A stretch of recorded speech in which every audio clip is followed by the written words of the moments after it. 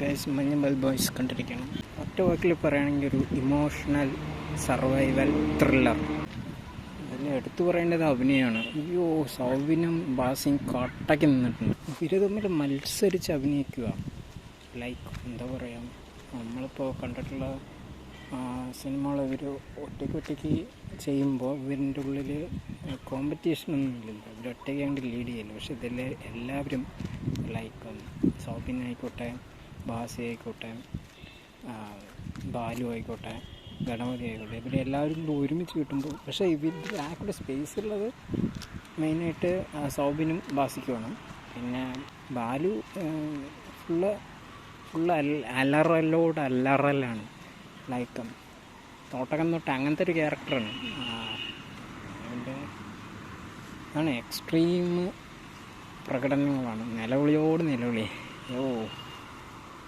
And it's like that. അതായത് നിങ്ങളെപ്പോഴെങ്കിലും ഇങ്ങനെ ഒരു നെക്സ്റ്റ് അടിക്കണമെന്ന് ആഗ്രഹമുണ്ട്, ഫ്രണ്ട്സിൻ്റെ ഒപ്പം ഹാങ് ഔട്ട് ചെയ്യണം, ട്രിപ്പ് പോകണം, ഇങ്ങനെ അതേപോലെ അഡ്വഞ്ചറസ് ആയിട്ട് ഹൈക്കിംഗ് ഒക്കെ ചെയ്യാൻ ഇഷ്ടമാണെങ്കിൽ ഇത് കണ്ടാൽ നിങ്ങളെ തീർച്ചയായിട്ടും ലൈക്ക് എന്താ പറയുക, ആ ഒരു പീരീഡിലേക്ക് കൊണ്ടെത്തിക്കുന്ന ആ ഒരു ഫുൾ നെക്സ്റ്റ് വൈബ് അടിച്ച് നിങ്ങളെ കൊല്ലും. അമ്മാര് കളികളാണ് ഇവർ കളിച്ചിട്ടുള്ളത്. ഞാൻ പഠിച്ചിട്ടിരിക്കില്ലാണ്, അറിയാലോ.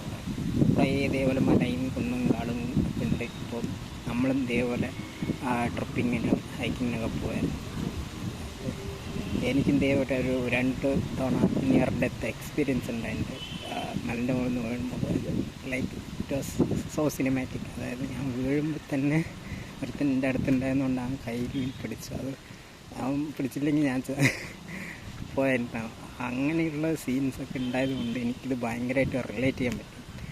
പിന്നെ അവസാനത്തെ ലാസ്റ്റിടെ ആ ഒരു സംഭവം ഉണ്ട്. അത് സ്പോയിലർ ആയതെന്ന് പറയാൻ പറ്റില്ല. ബട്ട് സ്റ്റിൽ ആ ഒരു അവസാനത്തെ ഒരു എൻഡിലെ സീനൊക്കെ സെറ്റപ്പായി എടുക്കുന്നുണ്ട്. പിന്നെ ബാസിയുടെ അഭിനയം അടിപൊളിയുണ്ട്. ആ പെയിനൊക്കെ കറക്റ്റായി ഡെലിവർ ചെയ്യാൻ പറ്റുന്നുണ്ട് പുള്ളി. And it was fun. പിന്നെ എടുത്തു പറയുന്നത് ഷിൻഷാമിൻ്റെ ബീജിയം ഈ ഒരു രക്ഷയില്ല. അതിൽ കേവിലൊക്കെ പോകുമ്പം അതൊരു ബാറ്റിൻ്റെ ഒരു സീൻ, ആ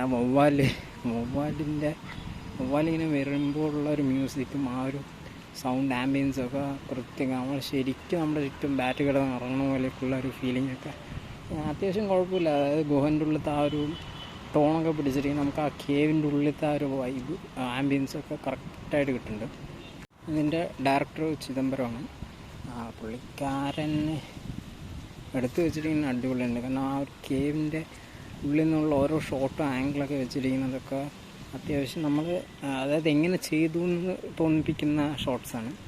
അതാണ് എടുത്തു പറയാൻ മാത്രമേ എഡ്ജ് ഓഫ് ദ സീ ത്രില്ലറൊന്നും അല്ല. അത് ജസ്റ്റ് ആ ഒരു നെക്സ്റ്റ് വൈബിൽ കണ്ടുപോകേണ്ട ഒരു പടമാണ്. നമുക്ക് പണ്ട് ജയറാമിൻ്റെ മാളൂട്ടി കൊണ്ടൊരു പടമില്ലേ, അതിൻ്റെ കുറച്ച് റിസംബ്ലൻസ്, അതിൽ ചെറിയൊരു ഒഴി, ഇതിലിത്തിരി വലിയ ഒഴി. അപ്പോൾ ആ ഒരു സ്കീം പിടിച്ചിട്ട് തന്നെയാണ് ഈ പടത്തിൻ്റെ ഗതി മുന്നോട്ട് പോകുന്നത്. ബട്ട് പിന്നെ ഷോർട്ട് ഡിവിഷനും കാര്യങ്ങളൊക്കെ ഓക്കെയാണ്. ലൈക്ക് നമ്മൾ ആ ഒരു ട്രാൻസ്ലേഷനൊക്കെ ഉണ്ട്. അതായത് ബാസി കുട്ടിക്കാലത്ത് വെള്ളത്തിൽ എടുത്ത് ചാടുന്നതും ഈ കുഴിക്കലത്ത് ആ ഒരു കട്ട് സീൻ തിയേറ്ററിൽ പോയി കാണുമ്പോൾ മനസ്സിലാവും. നല്ല പഠിച്ചിട്ടുണ്ടാവും. അപ്പോൾ അതിന് ആ റെസ്ക്യൂ ടൈമിലൊക്കെ തിയേറ്ററൊക്കെ കുലുങ്ങായിരുന്നു. ലൈക്ക് എല്ലാവരും കാട്ട വിസിലടിയും കുറേ ഹൈ മൂമെൻറ്റ്സൊക്കെ ഇതിൽ പക്കാണ്. നമുക്ക് കാണുമ്പോൾ തന്നെ ഉള്ളിൽ നിന്ന് ആ ഒരു ഇത് വരും. ലൈക്ക് എന്താ പറയുക, ആ ഒരു ഫ്രണ്ട്ഷിപ്പിൻ്റെ വാല്യൂ ഒക്കെ മനസ്സിലാക്കി തരുന്ന കുറേ സീൻസാണ്. അതുകൊണ്ടാണ് ആസ് യൂഷ്വൽ നിങ്ങൾക്ക് ഫ്രണ്ട്സിൻ്റെ ഒപ്പം ഒക്കെ ചില്ലായിട്ട് പോയി കണ്ടിരിക്കാൻ പറ്റിയൊരു പടമാണ്.